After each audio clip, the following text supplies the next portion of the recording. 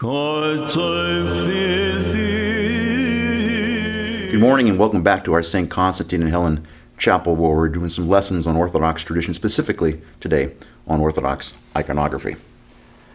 Here we have the Mother of God with the Christ Child. In the Orthodox Christian tradition, of course, she has a halo as a saint. Saint comes from the Greek word aios. Aios has the alpha privative, which means not, and ye, geology, the earth. That means saints are not of this earth. Our true homeland, our true destiny is not here. We're all just passing through as pilgrims in time. Our true homeland is paradise above, with God and all his saints and his angels.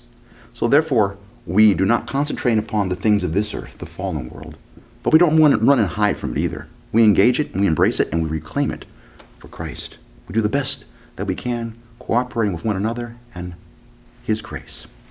Here we have the Mother of God, the greatest of the saints.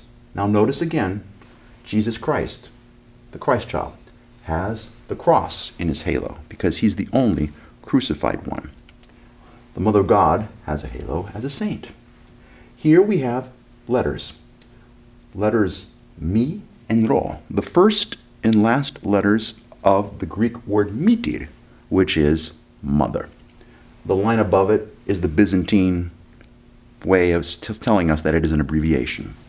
On the other side, we have the theta and epsilon, the first and last letters of God. She is the Mother of God. Here, she is embracing her child, the Son of God, who became the Son of Man for our salvation. The first letters there are iota sigma, the first and last letters of Jesus, for Jesus, and then the he and the sigma, first and last letters of Christos, the Christ, the anointed one, the expected one, the Messiah that has now come.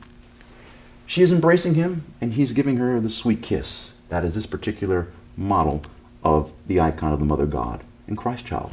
The Mother of God is usually shown with the beautiful reds of the clay of the earth and the blues of the heavens and the skies, because through her Son, who took flesh from her and blood, who emptied himself of his glory as God and became man, she is the one who unites heaven and earth, the visible and invisible, the past and the future, in the eternal present, the pre-eternal Logos, who entered time and space in order to grant us infinity and eternity.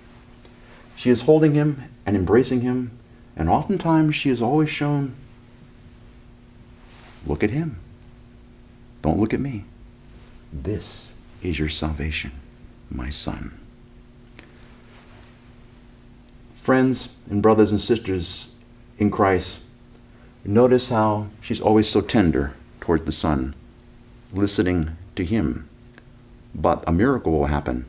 The first miracle will happen because the Son will listen to her at the wedding at Cana in Galilee, in which they ran out of wine. And it was considered a dishonor, a disgrace, when you invited people to your home for a great feast, for a wedding, and you ran out of food or wine. We as Greeks know that we always have more than enough on the table. The table is always full, and there's always too much. Otherwise, if we have too little, it's not honoring our guests. And so she came to her son, then at the perfect age of about 30, and said they have no wine. It wasn't his time to reveal himself, but because of the intercessions and the special relationship of his mother, he turned the water into wine. And thus we had the first miracle because of the intercessions of the greatest of the saints, the Holy Mother of God, who as the mother of humanity through her Son and the Queen of the universe is always praying and interceding for us.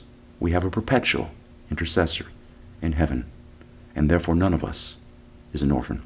We all have a mother, the greatest of the saints, the greatest mother anyone could have through her Son.